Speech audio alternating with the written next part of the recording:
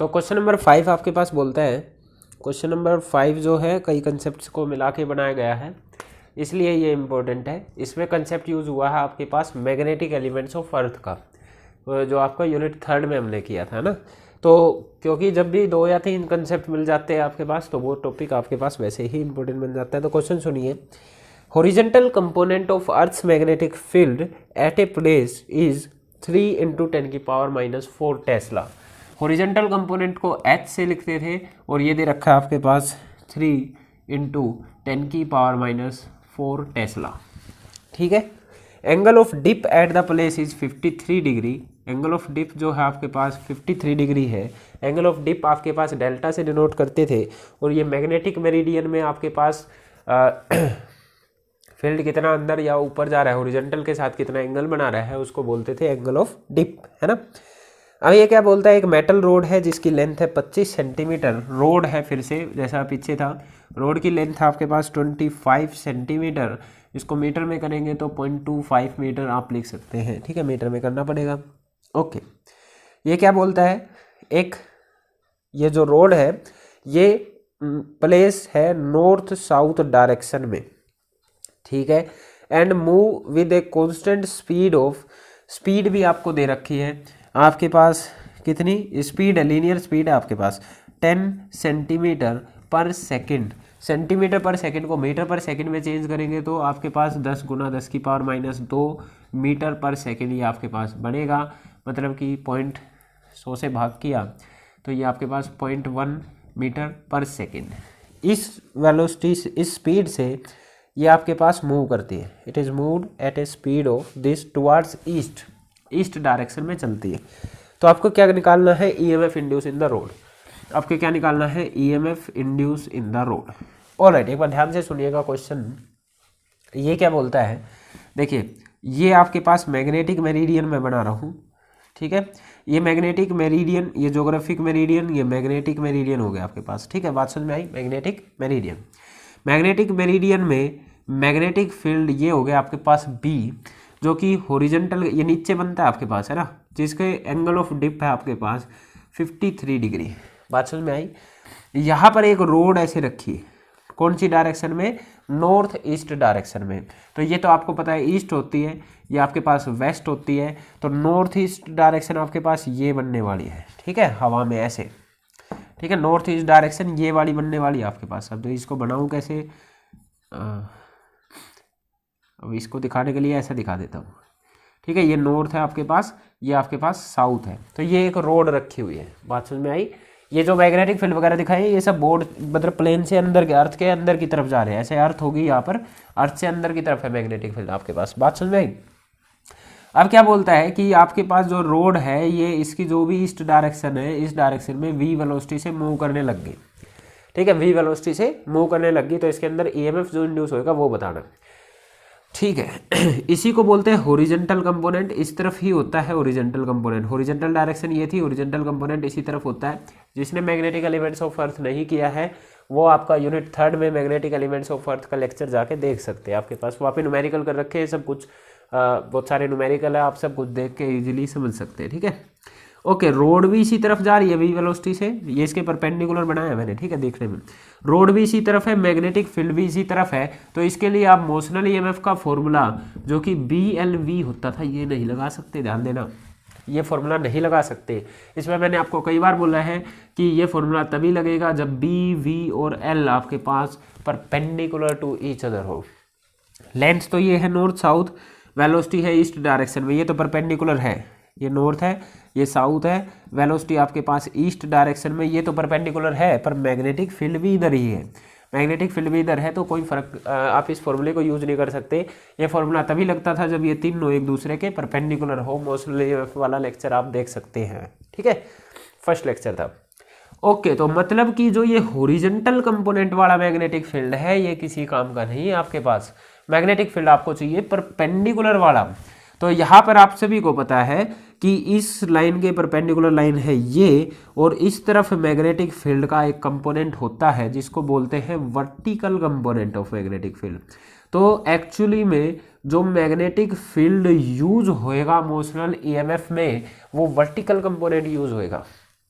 क्योंकि परपेंडिकुलर तो वही बनेगा ना आपके पास, वो प्लेन से अंदर की तरफ जा रहा है। देखो ये रोड है नॉर्थ साउथ डायरेक्शन में, तो लेंथ तो इस टाइप में होगी, इस एक्सिस में। ये v वेलोसिटी से इधर मूव कर रहा है, तो वेलोसिटी और लेंथ तो परपेंडिकुलर हो गए। मैग्नेटिक फील्ड जो नीचे जा रहा है ये वर्टिकल कंपोनेंट, ठीक है, ये इन दोनों के परपेंडिकुलर हो गया, तो ये कंडीशन सेटिस्फाई हो रही है। तो वर्टिकल कंपोनेंट के लिए ये फॉर्मूला लगेगा। तो आप बोलेंगे कि जो ईएमएफ बनेगा, EMF that will be equal to vertical component of magnetic field into में आपके पास लेंथ जो भी इसकी दे रखी है एल, वो दे रखी है इतनी, इनटू में वेलोसिटी इसकी जो भी स्पीड जो इसकी दे रखी है वो यूज होगा। तो वर्टिकल कंपोनेंट एक्चुअली में आपको निकालना है, ये क्वेश्चन में पूछा गया, ठीक है। ऑलराइट, हॉरिजॉन्टल दे रखा है, एंगल दे रखा है, तो वर्टिकल आपको एंगल ऑफ डिप वगैरह की नॉलेज से पता है कि जो 10 डेल्टा होता है ये आपके पास होता है vertical component divided by horizontal component. तो यहाँ से वर्टिकल कंपोनेंट आता है हॉरिजॉन्टल कंपोनेंट इनटू में 10 डेल्टा। हॉरिजॉन्टल कंपोनेंट आपको दे रखा है 3 इंटू 10 की पावर -4, 10 डेल्टा कितना आपके पास 53 डिग्री। अगर आप 53 डिग्री निकालना चाहें तो आप राइट एंगल ट्रायंगल याद करेंगे। राइट एंगल ट्रायंगल में जिसमें ये 4 साइड, ये 3, ये 5, तो इसमें ये 53 डिग्री होता था, ये 37 डिग्री होता था, है ना, याद है आप लोगों को? ओके, तो आपको क्या करना है, 1053 डिग्री निकालना है। तो ये होता है आपके पास, इसको बोल दो 1053 निकालना है, ये 90 है, तो ये बेस होगा, ये हाइपोटेन्यूज होगा, ये परपेंडिकुलर होगा। तो परपेंडिकुलर अपॉन बेस, परपेंडिकुलर है 4, बेस आपके पास है 3, तो 1053 होता है आपके पास 4/3। यहाँ रखेंगे 3 इंटू 10 की पावर -4 इंटू में 4/3, 3 से 3 कैंसिल, तो ये बना वर्टिकल कंपोनेंट 4 इंटू 10 की पावर -4 टेस्ला। वर्टिकल कंपोनेंट आ गया, इसको इसमें रख देंगे तो ईएमएफ आ जाएगा आपके पास। इसको मैं इधर रख लेता हूँ, ठीक है। देखा आपके पास नॉलेज यूज हो रही है मैग्नेटिक एलिमेंट्स ऑफ अर्थ की, ठीक है। यहाँ से 1053 था आपके पास 4/3, ऑलराइट। तो मैग्नेटिक एलिमेंट्स ऑफ अर्थ से इसलिए रिलेटेड है, तो इसलिए ये इंपॉर्टेंट भी बनता है। तो इसमें रखते हैं आपके पास EMF is equal to vertical component of magnetic field that is 4 into 10 की पावर -4 इंटू में लेंथ कितनी है आपके पास 0.25 मीटर, इंटू में आपके पास क्या रह गया, वेलोसिटी या स्पीड बोल लो, जो कि आपके पास है 0.1 मीटर पर सेकेंड। इसको सोल्व करेंगे भाई आप, तो आपके पास आंसर आ जाएगा। आंसर मैं आपको देखकर बता देता हूँ, होगा तो कहीं पे। आंसर है आपके पास 10 इंटू 10 की पावर 1 इंटू 10 की पावर -5 वोल्ट, ठीक है। या इसको ऐसा भी लिखा हुआ है 10 की power -6 micro volt, sorry 10 micro volt, कोई भी लिख लीजिएगा, आपका आंसर ठीक है। माइक्रो का मतलब होता है 10 की पावर -6। तो देखा आपके पास पुराने कंसेप्ट को भी यूज़ किया जा सकता है। ऑलराइट, तो नेक्स्ट क्वेश्चन में चलते हैं, क्वेश्चन नंबर 6 पर।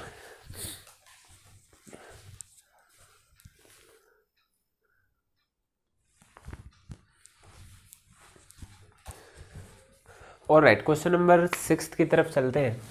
क्वेश्चन नंबर 6 पिछले कंसेप्ट के बेस पे है, तो क्वेश्चन 6 देखते हैं क्या बोलता है। ये स्क्वायर लूप है जिसकी साइड की लेंथ है 10 सेंटीमीटर। तो आपको लेंथ दे रखी है of loop is 10 centimetre, length दे रखी है 10 सेंटीमीटर। तो इसको मीटर में करेंगे तो आपके पास 0.1 मीटर आपके पास लेंथ दे रखी है, ठीक है। ऑलराइट, इसका रेजिस्टेंस भी दे रखा है आपको, रेजिस्टेंस है 0.70 ओम, ये इसका रेजिस्टेंस दे रखा है। Is placed vertically in east west plane, उसमें बाद में आएंगे, अभी और चीज़ें देख लेते हैं। एक मैग्नेटिक फील्ड है जो कि 0.1 टेस्ला का है और ये नॉर्थ ईस्ट प्लेन में लगा हुआ है। अभी बताता हूँ मैं सारी चीज़। मैग्नेटिक फील्ड है 0.10 टेस्ला, ओके, और ये नॉर्थ ईस्ट डायरेक्शन में। इस setup across in the plane, ये कुछ देर के लिए लगाया है और फिर इसको डिक्रीज करके, पहले इतना मैग्नेटिक फील्ड था, फिर कुछ टी टाइम के बाद मैग्नेटिक फील्ड आपके पास 0 हो गया। वो टी टाइम आपको दे रखा है 0.7 सेकेंड, मतलब चेंज ऑफ टाइम, तो 0 से 0.7 सेकेंड आएगा। तो टाइम इंटरवल कितने का हुआ है 0.1 सेकेंड का।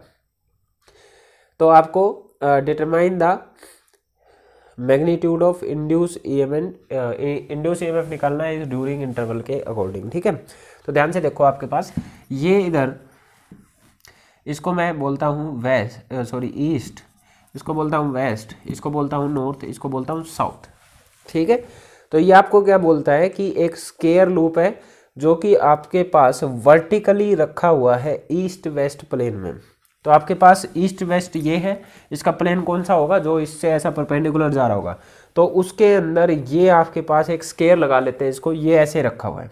ठीक है, समझ में कैसे भी, एक स्क्वायर ऐसे रखा हुआ है इस प्लेन में, ईस्ट वेस्ट प्लेन में। ओके, ये क्या बोलता है, मैग्नेटिक फील्ड है जो वो नॉर्थ ईस्ट डायरेक्शन में है, नॉर्थ ईस्ट डायरेक्शन, इसका जस्ट बीच वाला हिस्सा होता है। तो मैग्नेटिक फील्ड एक्चुअली में इधर दे रखा है, ये आपके पास मैग्नेटिक फील्ड है, और ये आपके पास इधर ये लूप रखा हुआ है, मैग्नेटिक फील्ड उस डायरेक्शन में, ये आपके पास लूप रखा हुआ है। तो इसमें इसने क्या बोला, ईएमएफ इंड्यूस निकालना है। ये मैग्नेटिक फील्ड एकदम से नहीं था, मैग्नेटिक फील्ड अभी आया है, इसमें कोई रोटेशन वोटेशन वाली बात नहीं है। पहले मैग्नेटिक फील्ड नहीं था, बस एक लूप रखा हुआ था, बाहर से एकदम मैग्नेटिक फील्ड आया।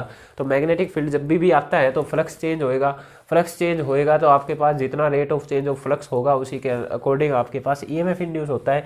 तो आपको जस्ट ईएमएफ इंड्यूस में rate of change of magnetic flux निकालना है डी टाइम में। ठीक है, तो यहाँ पर इन्होंने मैग्नीट्यूड निकालने को बोला है, तो मैं जस्ट इसका मैग्नीट्यूड निकाल रहा हूँ, तो माइनस साइन का कोई फर्क ही नहीं पड़ रहा। ठीक है, ओके। अब आप फ्लक्स की बात करते हैं, तो फ्लक्स यहाँ पे दो टाइम पे रहेगा। एक बार तो इन्होंने मैग्नेटिक फील्ड जब लगाया और एक बार बंद करा, तो दोनों टाइम पे फ्लक्स होगा ना आपके पास। फ्लक्स का चेंज देखते हैं कितना। तो जिस टाइम पे मैग्नेटिक फ्लक्स लगाया तो उस टाइम के मैग्नेटिक फ्लक्स को φ1 बोल लेता हूँ। उसका फॉर्मूला क्या है, B इंटू एरिया, B.A होता है ना, B.A। स्टार्टिंग का जो मैग्नेटिक फील्ड था उसको B1 मान लेते हैं, B1 डॉट एरिया। एरिया तो हाँ वेक्टर क्वांटिटी है, वेक्टर क्वांटिटी है तो इनका डॉट हटता है, तो इनके बीच में क्या आता है, cos theta. Theta is the angle between area vector and magnetic field. अगर लूप आपके पास ऐसा रखा हुआ था, लूप अगर ऐसा रखा है तो इसका एरिया वेक्टर इस पर नॉर्मल की डायरेक्शन या तो नॉर्थ डायरेक्शन में होएगा या साउथ डायरेक्शन में। तो हमने ये इसका नॉर्मल वेक्टर ले लिया। लूप ऐसा रखा है तो ये इसका नॉर्मल वेक्टर हो गया। तो इसके बीच में और इसके बीच में कितने का एंगल है, सबको पता है, नॉर्थ ईस्ट डायरेक्शन, और इसके बीच में 45 डिग्री का एंगल है। ये अंडरस्टूड है अपने आप से। ठीक है, थीटा कितना है, 45 डिग्री। तो ये बढ़ेगा B1 एरिया इंटू में कोस 45 डिग्री। ठीक है, बन गया। फ्लक्स 2 की बात करते हैं, ये बोलता है इस टाइम पे मैग्नेटिक फील्ड 0 कर दिया तो B2 डॉट ए लिखेंगे। इसमें ए का फर्क ही नहीं पड़ता है क्योंकि आपके पास B2 0 दे रखा है, मैग्नेटिक फील्ड डिक्रीज कर दिया आपने 0 से, तो φ2 0 हो गया। ऑलराइट, टाइम कितना लगा है इस चीज़ में, 0.7 सेकेंड लगी है। ठीक है, तो उसमें रख देंगे E equal to d phi. क्या होता है आपके पास, d phi by d t की बात करें तो rate of change of flux ही तो होता है, φ2 minus φ1 divided by d t. यही होता है ना आपके पास, वही से बनाया था फॉर्मूला। φ2 कितना आपके पास, ये B1 एरिया कोस 45 डिग्री माइनस का 0 डिवाइडेड बाई टाइम कितना है, 0.7 सेकेंड। B1 की वैल्यू रखेंगे 0.10 टेस्ला। एरिया, एरिया क्या स्क्वायर है, स्क्वायर का एरिया क्या होता है, लेंथ का स्क्वायर। तो 0.1 का स्क्वायर मतलब कि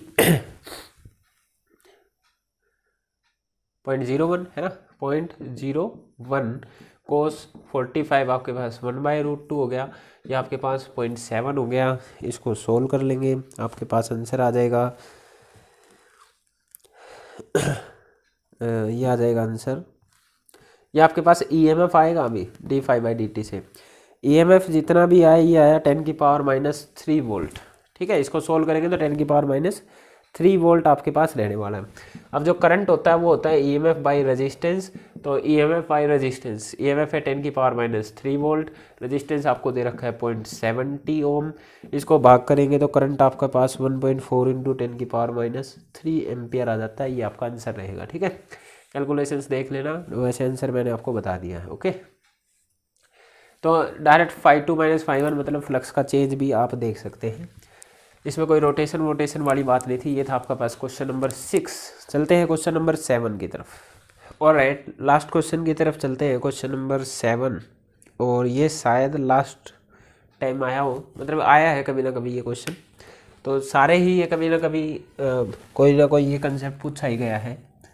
तो question number 7 last question important है ये भी आपके पास, है ना, क्योंकि इसमें ग्राफ वेरिएशंस पूछी गई है, जैसे एक बार पहले पूछी गई थी। ओके, तो क्वेश्चन ये आपको एनसीईआरटी सोल्ड एग्जांपल्स में मिल जाएगा। तो मैं इसको सभी को मिल जाएगा ये एनसीईआरटी सोल्ड एग्जाम्पल में। एग्जाम्पल देखिए क्या दे रखा है, क्वेश्चन दिखा देता हूँ आपको। जस्ट आपके पास कैलकुलेशंस नहीं है इसमें, आपको वेरिएशंस ग्राफ के जरिए पूछी गई है। इस तरीके से ये कोई लूप है आपके पास, यहाँ पर मैग्नेटिक फील्ड ऐसा डॉट डॉट डॉट डॉट वाला मैग्नेटिक फील्ड है, ठीक है।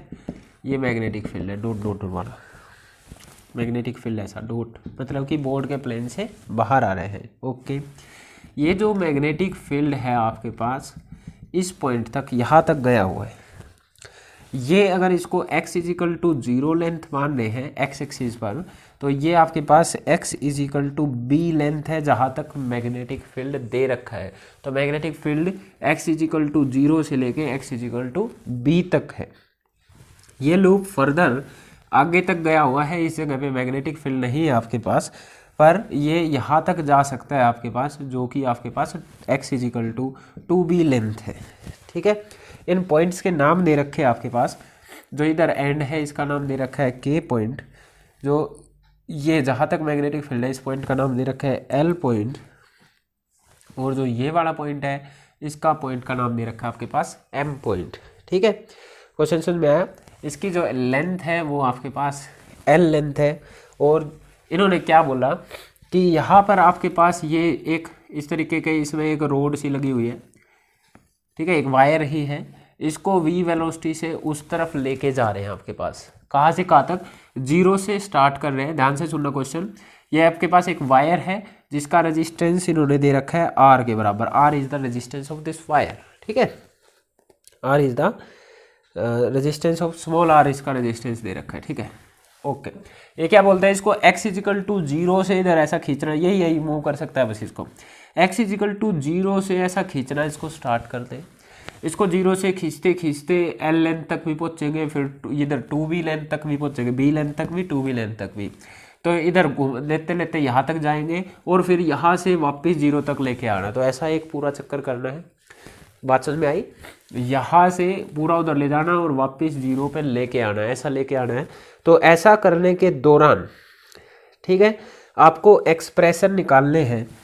एक्सप्रेशन निकालना है, फ्लक्स कितना कितना रहेगा अलग अलग पोर्शन में।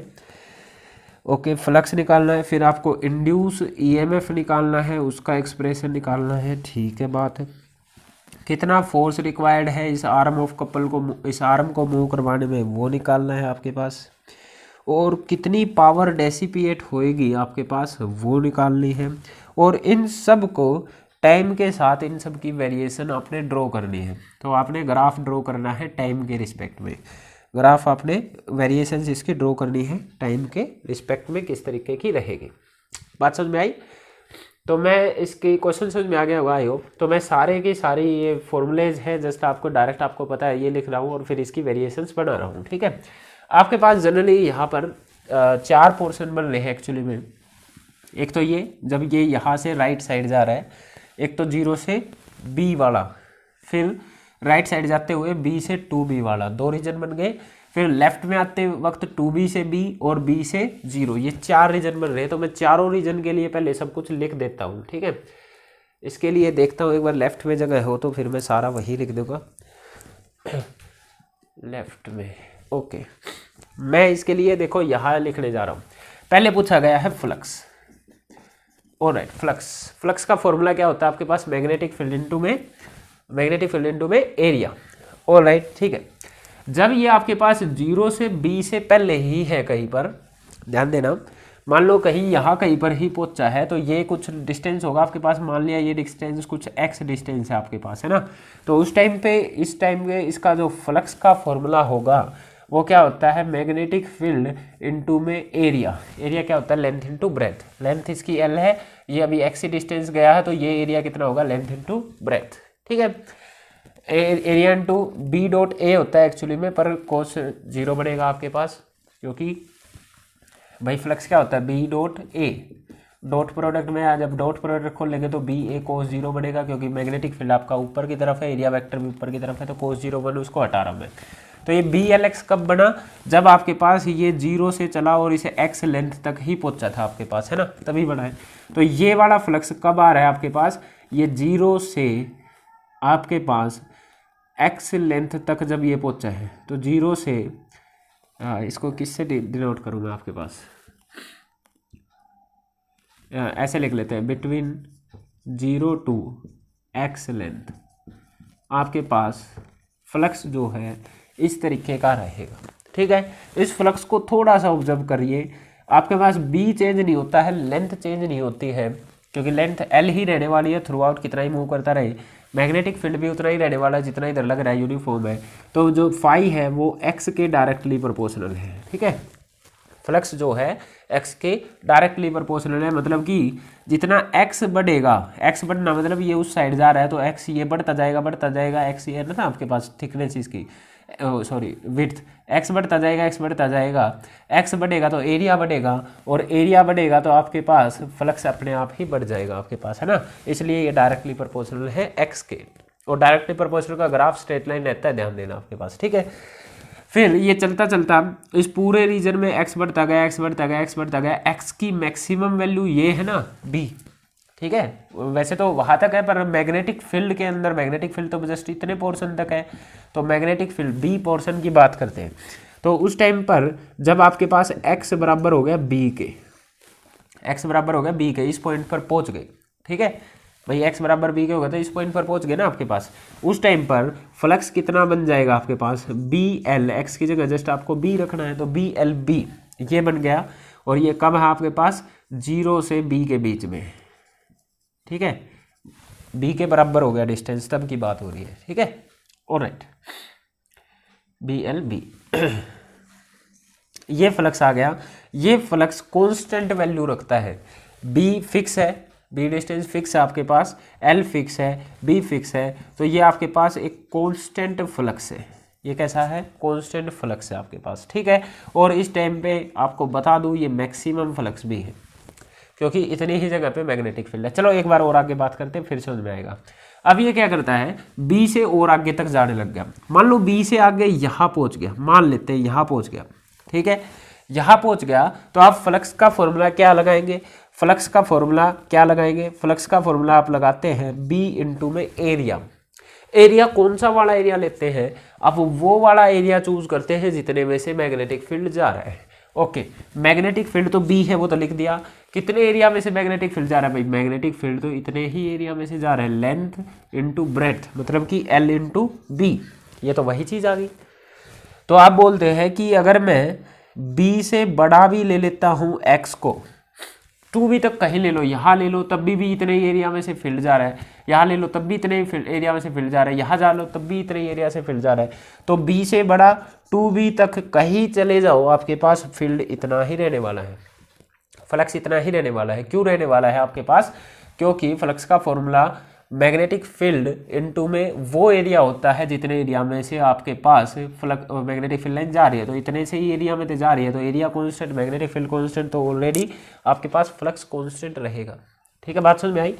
ओके, बी तो आपके पास अभी वेरिएशन कैसे आई, पहले डायरेक्टली प्रोपोर्शनल था, फिर आपके पास मैक्सिमम हो गया, और फिर उतना ही रहा। अभी जब इसको वापस ला रहे हैं,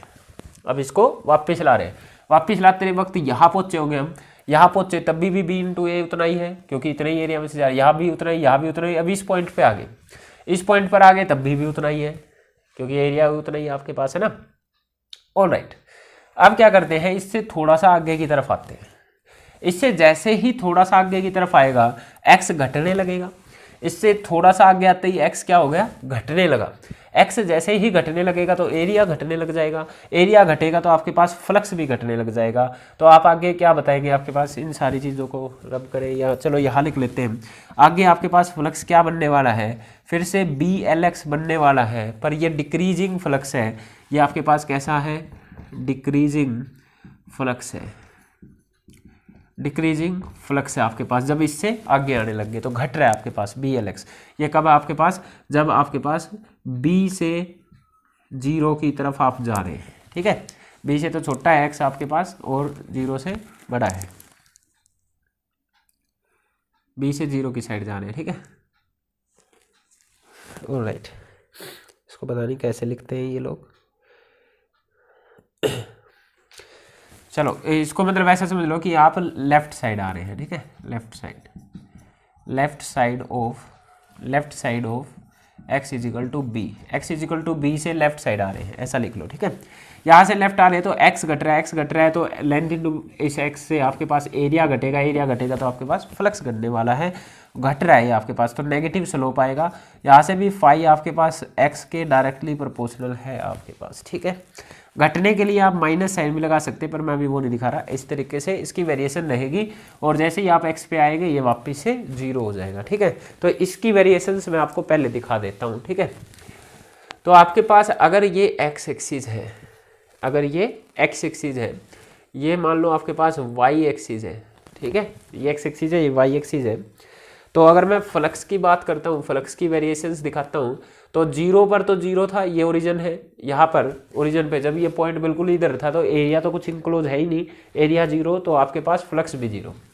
फिर आप बोलते थे कि जैसे ये उधर जाने लगता है तो x, ये आपके पास फ्लक्स जो है डायरेक्टली प्रोपोर्शनल है x के इंक्रीजिंग, तो डायरेक्टली प्रोपोर्शनल का ग्राफ कैसा जाता है, स्ट्रेट लाइन, तो यहाँ से चलता है स्ट्रेट लाइन।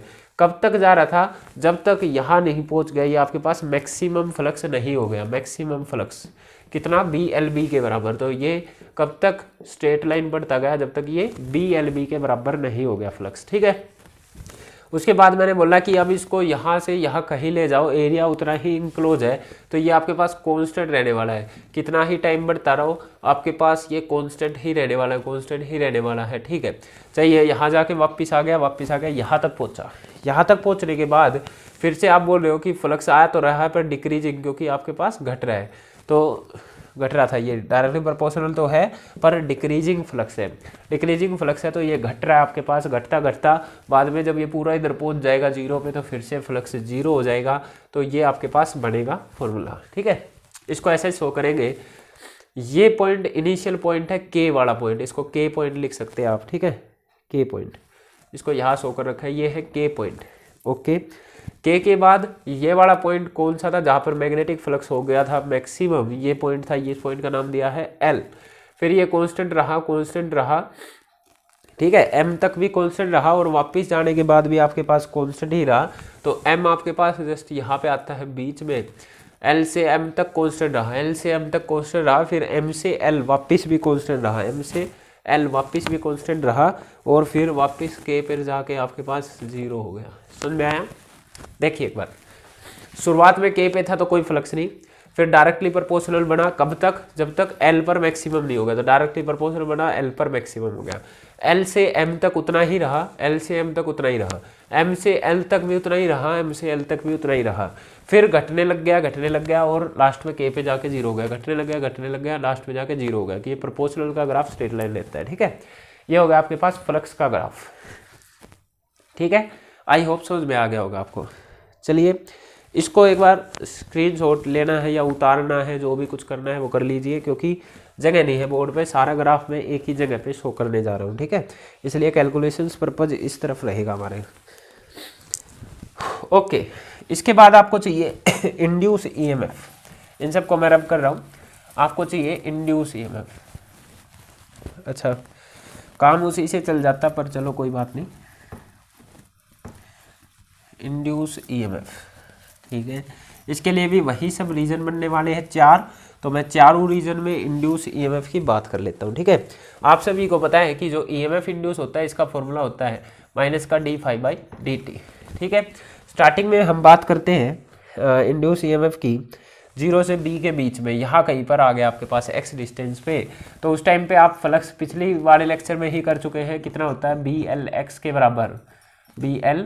बराबर, इसमें रखते हैं, तो E इक्वल टू माइनस का d/dt ऑफ BLx आप रखते हैं, तो चेंज क्या हो रहा है आपके पास, माइनस का BL तो बाहर आ गया, अंदर बचा dx/dt, ये क्या होता है वेलोसिटी, तो माइनस का BLV, ये आपके पास EMF रहा।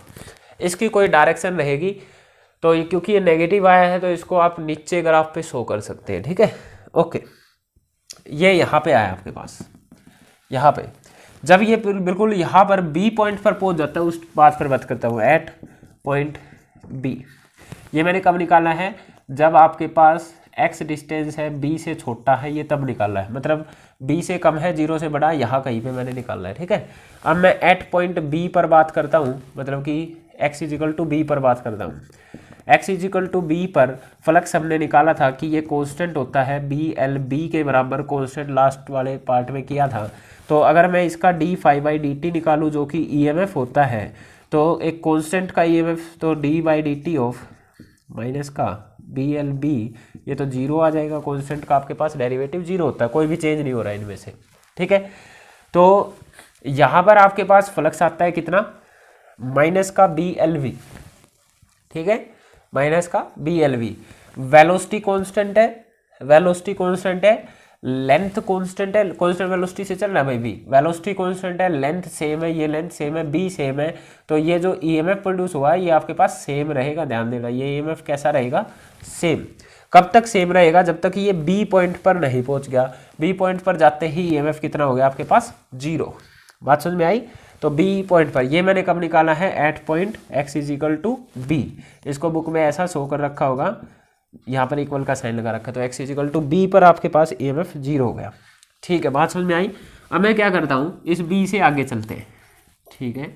इस बी से जस्ट आप आगे चले जाओ, मान लो इस पोर्शन में आ गए यहाँ पर, ठीक है। कहाँ पर मैं बात कर रहा हूँ, अब मैं बात कर रहा हूँ जी बी से तो आगे आ गए आप, और टू बी से पीछे है इस पोर्शन में कहीं, बी से आगे टू बी से पीछे, यहाँ कहीं पर मैं बात कर रहा हूँ, ठीक है। ऑलराइट, फ्लक्स की बात करते हैं। फ्लक्स हम निकाल चुके हैं, इसमें कांस्टेंट फ्लक्स था। कांस्टेंट फ्लक्स कितना था, बी एल बी, क्योंकि फ्लक्स होता है magnetic field into area. Magnetic field सिर्फ इतना ही है बी के बराबर, और एरिया इतना ही यूज होगा, वो एरिया यूज होता है जितने में मैग्नेटिक फील्ड है, तो एरिया उतना ही बी एल बी, ठीक है। एरिया कैसे, length into breadth, breadth b के बराबर है। ये पिछली बार भी कर चुके हैं, कांस्टेंट है। तो फ्लक्स तो अभी भी कांस्टेंट है, फ्लक्स अभी भी कांस्टेंट है, और बना चुके हैं ना, ये थ्रू आउट द कांस्टेंट रहा है। और जब भी फ्लक्स कांस्टेंट होगा तो उसका ईएमएफ डेरिवेटिव से निकलता है, और कांस्टेंट का डेरिवेटिव जीरो, तो वही चीज़ रहेगी। यहाँ पर भी जीरो, ये एम पॉइंट पर पहुँच जाएगा, at M point. M point कौन सा है, x is equal to two b पर पहुँच गया, वहाँ पर भी फ्लक्स आपका कांस्टेंट ही रहा था, यहाँ पर भी ईएमएफ कैसा आएगा, जीरो। वापस आते वक्त यहाँ तक भी जीरो, यहाँ तक भी जीरो, तो वापस आते वक्त भी जीरो ही रहेगा। फिर बात करते हैं दोबारा से बी से जीरो तक जा रहे हैं, ठीक है। हम क्या करते हैं, left of b, left of b, वापस आ रहे हैं, यहाँ भी जीरो, यहाँ भी जीरो, अब वापस आ रहे हैं। यहाँ देखते हैं, यहाँ देखेंगे तो आपके पास ईएमएफ का फॉर्मूला फिर से बी एल एक्स का derivative d by d t of B L x negative sign के साथ, और क्योंकि ये पहले ही घट रहा था, साइन चेंज होएगा आपके पास, ठीक है। दोबारा से एक बार बता रहा हूँ, लेफ्ट साइड जब आ रहे थे तो फ्लक्स जो था आपने बोला था कि डिक्रीजिंग फ्लक्स होगा, क्योंकि एरिया कम हो रहा है, तो डिक्रीजिंग फ्लक्स को आप माइनस साइन से शो कर रहे थे, जो कि आपके पास बी एल एक्स के बराबर था, डायरेक्टली प्रोपोर्शनल टू एक्स के था, ठीक है। इसका आप डेरिवेटिव लेंगे तो ईएमएफ आएगा, ईएमएफ इजिकल टू माइनस का d phi by d t equal to minus का d by d t of B L X लिखेंगे तो माइनस, एक माइनस इधर है, माइनस माइनस आपके पास प्लस हो गया आपके पास, ठीक है। ये बना आपके पास बी एल वी, प्लस का आया आपकी बार। तो आपके पास ईएमएफ कैसे आया, यहाँ से उधर जा रहा था तो माइनस का बी एल वी आया, यहाँ से उधर जा रहा था तो माइनस का बी एल वी आया। फिर इस पॉइंट पर पहुँचते ही, एल पॉइंट पर पहुँचते ही, X is equal to B point पर पहुँचते ही मैक्सिमम ये फ्लक्स हो गया था, और मैक्सिमम का डेरिवेटिव जीरो, फ्लक्स चेंज नहीं हो रहा, तो यहाँ पे जीरो हो गया, फिर जीरो, फिर जीरो, वापस आते वक्त भी जीरो, जीरो, यहाँ आते वक्त फिर से बी एल वी आया, पर उल्टी डायरेक्शन में ये आपके पास शो कर रहा है। तो इसका ग्राफ जब हम बनाएंगे तो देखो ग्राफ कैसा बनेगा। फ्लक्स का बना रहे हैं, ये इसकी मैंने लाइन ले ली, ठीक है। के पॉइंट पर बिल्कुल स्टार्टिंग में आपके पास आपने क्या देखा कि फ्लक्स बी एल वी आ रहा है माइनस डायरेक्शन में, है ना। तो ये जीरो पॉइंट था, ये था के पॉइंट, के पॉइंट पर बी एल वी, माइनस का बी एल वी आ रहा है। ये किसकी बात कर रहे हैं, ईएमएफ की। फिर आप बोल रहे हैं कि ये कांस्टेंट रहता है, कांस्टेंट रहता है, एल पॉइंट तक कांस्टेंट रहता है, इस पॉइंट तक तो ये बी एल वी कांस्टेंट रहता है, बताया ना, सेम रहेगा, b same, l same, velocity same, तो ये सेम रहेगा। तो b l v, b l v, b l v कब तक, जब तक एल पॉइंट नहीं आ गया, यहाँ तक बी एल वी रहा, ठीक है। आपने बोला एल पॉइंट पर मैक्सिमम आपके पास फ्लक्स हो गया था, जो कि एक कांस्टेंट वैल्यू, उसका डेरिवेटिव जीरो, तो एल पॉइंट पर आपके पास फ्लक्स जीरो हो गया, तो यहाँ से ग्राफ जाएगा आपके पास एल पॉइंट पर जीरो की तरफ चला गया। ओके, उसके बाद आपने बोला इससे चाहे इधर चले जाओ चाहे इधर चले जाओ, जीरो ही रहने वाला है, तो यहाँ भी जीरो, यहाँ भी जीरो, एल पॉइंट पर वापस आ रहे हो, एल पॉइंट पर जैसे ही वापस आए, यहाँ भी जीरो, यहाँ भी जीरो, एल पॉइंट पर वापस आते ही फिर से आपके पास बी एल वी फ्लक्स आया, है ना। एल पॉइंट तक तो जीरो है, एल पॉइंट से आगे की बात कर रहे हैं, एल पॉइंट से आगे फिर से बी एल वी फ्लक्स आता है, पर अलग साइन का, वो वाला माइनस का BLV था, ये प्लस BLV है। तो यहाँ से ग्राफ आगे जाके आपके पास इस L पॉइंट पर आने के बाद K पॉइंट तक ऐसा ऊपर की तरफ जाता है, और ये पॉइंट भी आपके पास EMF इजिकल टू BLV के बराबर है। तो इस तरीके से आपके पास ग्राफ बनने वाला है, ठीक है। आई होप समझ में आ गया होगा आपको ये ग्राफ भी, ठीक है। K पॉइंट तक ये ऐसा चला गया, 2 ग्राफ हो गए भाई। इसके बाद नेक्स्ट है आपके पास इंड्यूस EMF के बाद आपको फोर्स निकालना है, ठीक है। अच्छा, फोर्स क्या कि इसको कितना फोर्स रिक्वायर्ड है एक कांस्टेंट मोशन में रखने के लिए, ठीक है, फोर्स निकालना है। तो भाई फोर्स का फॉर्मूला आपके पास, आपको पता है इमोशनल EMF में भी फोर्स का फॉर्मूला करा था, यहाँ पे लिख देता हूँ। फोर्स का फॉर्मूला होता है B × I × L। कैसे किया था ये हमने कि भाई एक करंट कैरिंग वायर, जब इसमें इंड्यूस करंट आ जाता है तो एक करंट कैरिंग वायर, उस इंड्यूस करंट की तो बात पूछ, उसकी वजह से कितना फोर्स है। एक current carrying wire magnetic field में मूव कर रहा है तो उसके ऊपर I × L × B फॉर्मूला लगता है ना फोर्स का, ठीक है। तो जब ये बाहर जा रहा है, इसको हम बाहर खींच रहे हैं, तो इस पर फोर्स लग रहा होगा लेफ्ट साइड में, ठीक है, और कितना B × I × L के बराबर। Okay, F = B × L, I का फॉर्मूला होता है E/में रेजिस्टेंस, E/में रेजिस्टेंस, EMF अपॉन में रेजिस्टेंस, ठीक है। EMF आपके पास कितना है इस पोर्शन में आप निकाल चुके हो, माइनस का BLV। तो फोर्स कितना होगा आपके पास, अगर मैग्नीट्यूड की बात करूँ तो EMF को लिखता हूँ BLV, तो ये बनेगा BL गुणा में BLV अपॉन में R, ये बना B² L² V अपॉन में R, इतना बना है आपके पास, है ना। तो जो साइन आपका EMF का रहेगा वो ही साइन आपके पास फोर्स का रहने वाला है, ठीक है। तो इसी के अकॉर्डिंग बनेगा, देखिए इसी के अकॉर्डिंग फोर्स का ग्राफ बनाते हैं। फोर्स जब EMF नेगेटिव था तो उस टाइम पर फोर्स भी आपके पास नेगेटिव है, पर कितने का, B² L² V अपॉन में R, इतना फोर्स लगता है, ठीक है। जब EMF 0 है, EMF 0 तो फोर्स भी 0, EMF 0 तो फोर्स भी 0, EMF 0 तो फोर्स भी 0, और यहाँ पे जाके फोर्स भी आपके पास बढ़ जाएगा, कितना, B² L² V² R, ये बन गया आपके पास फोर्स का ग्राफ, ठीक है। समझ में आया भाई फोर्स का ग्राफ। लास्ट रहता है आपके पास, कोई नहीं, EMF के अकॉर्डिंग चेंज होता है फोर्स भी आपके पास, है ना। फोर्स का फॉर्मूला BIL, B और L तो एज इट इज, करंट को लिखा आपने EMF/R, तो जो जैसे जैसे EMF चेंज हो रहा होगा वैसे ही फोर्स चेंज होता है। तो EMF आपके पास ये चेंज था, EMF नेगेटिव तो फोर्स भी नेगेटिव, EMF पॉजिटिव तो फोर्स भी पॉजिटिव, EMF 0 तो फोर्स भी 0, तो बिल्कुल वैसा ही आपके पास ग्राफ बनेगा जैसा EMF वेरिएशन कर रहा था। लास्ट ग्राफ है आपके पास पावर डेसिपेशन का, ठीक है। पावर किस तरीके से डेसिपिएट होगी, एक बार मैं देख लेता हूँ नीचे तक का दिख रहा है या नहीं। ओके, देखिए भैया आप, जब इसको यहाँ से यहाँ तक ले जाया गया तो फोर्स लग रहा है, फोर्स इंटू वेलोसिटी कर लो, या I²R, करंट इंड्यूस हो रहा था ना यहाँ से यहाँ तक, तो करंट इंड्यूस हो रहा है, तो I² × R से पावर निकाली जा सकती है, power is equal to I² R से निकाली जा सकती है। और ये फॉर्मूला आपको बहुत बार करवाया है, B² L² V² divided by R, ये आता है आपके पास। I की वैल्यू रखेंगे BLV/R, मतलब E/R, ये फॉर्मूला आपके पास बनेगा जैसे इधर किया था ना, BLV/R लिख लो, तो B² L² R ये आ जाएगा आपके पास, ठीक है। ओके भाई, और कुछ नहीं किया, I की वैल्यू रखी है उसके अंदर। तो पावर क्या है, जब इसको उधर ले जा रहे हैं तब भी पावर डेसिपिएट होने वाली है, जब इसको बाहर निकाला। अच्छा देखो, ये भी तो आपके पास EMF पे ही तो डिपेंड कर रहा है आपके पास, जैसे जैसे EMF वेरी है वैसे ही ये वेरी है, क्या ऐसा कुछ है नहीं। पावर जो है डेसिपेट, एनर्जी डेसिपेट जो हो रही है वो हरदम पॉजिटिव होती है, एनर्जी डेसिपेट नेगेटिव नहीं हो सकती। एक वायर है उसमें करंट जा रहा है, तो हीट की फॉर्म में जो एनर्जी लॉस हो रही है वो चीज़ ये पूछ रहा है, एनर्जी डेसिपेट। तो वायर में करंट अगर जाएगा तो हीट की फॉर्म में जो एनर्जी लॉस होगी वो कभी वापस नहीं आएगी आपके पास, तो एनर्जी लॉस होगी, चाहे ये उधर जा रहा हो चाहे इधर जा रहा हो, बस आपको ये देखना कब कब होगी। जब ये यहाँ से यहाँ जा रहा था तो इस पे उल्टी डायरेक्शन में फोर्स लग रहा था, तो आपको इसके अगेंस्ट वर्क करना पड़ता है, जिसमें आपके पास इतनी एनर्जी लगती है आपके पास, B/L² V² R², ठीक है, उल्टी डायरेक्शन में। जैसे ही ये इस लूप को क्रॉस करता है तो मैग्नेटिक फील्ड इस पर लगना बंद, मैग्नेटिक फील्ड लगना बंद तो कोई अपोजिशन मिलनी भी बंद होगी, अपोजिशन ही नहीं मिल रही है तो आपके पास कोई पावर डेसिपेट भी नहीं होगी। तो इस पोर्शन में कोई पावर डेसिपेट नहीं, इस पोर्शन में कोई डेसिपेट नहीं, उल्टे आते वक्त भी इन दोनों पोर्शन में कोई पावर डेसिपेट नहीं। जब वापस एंट्री मार रहे हैं तो इस पर फोर्स उल्टी डायरेक्शन में लगेगा, ठीक ठीक है, जब वापस एंट्री मार रहे हैं तो तब भी ताकत लगा के अंदर लाना पड़ेगा, फिर से पावर डेसिपेट होएगी। ठीक है, पावर डेसिपेट होगी मतलब खर्च होगी, तो पावर हरदम पॉजिटिवली खर्च होती है और उसका फॉर्मूला है B square L square V square R. तो इस पोर्शन में भी ऊपर ही रहने वाला ग्राफ, यहाँ पर कुछ खर्च नहीं हो रही थी, ये आउटर पोर्शन है और इसमें भी ऊपर ही रहने वाला है, क्योंकि पावर हरदम पॉजिटिवली डेसिपेट होती है, तार के पास पावर कभी भी वापस नहीं आएगी आपके पास। तो ये ग्राफ बनेगा इन सब चीज़ों का, ये फ्लक्स का है, ये ईएमएफ का है, ये आपके पास फोर्स का है और ये आपके पास पावर डेसिपेशन का है। ठीक है, ओके, फ्लक्स का, ईएमएफ का, फोर्स का, पावर डेसिपेशन का। ठीक है, तो ये थे आपके पास कुछ क्वेश्चंस, सारे ही क्वेश्चन आपके पास इंपॉर्टेंट थे। कोई भी डाउट आपको हो तो मेरे को आप कमेंट सेक्शन में बता सकते हैं। That's all for today. Next lecture में हम एडीज करंट पढ़ेंगे और कोशिश करेंगे 2-3 दिन में कंप्लीट हो जाए यूनिट। Thank you.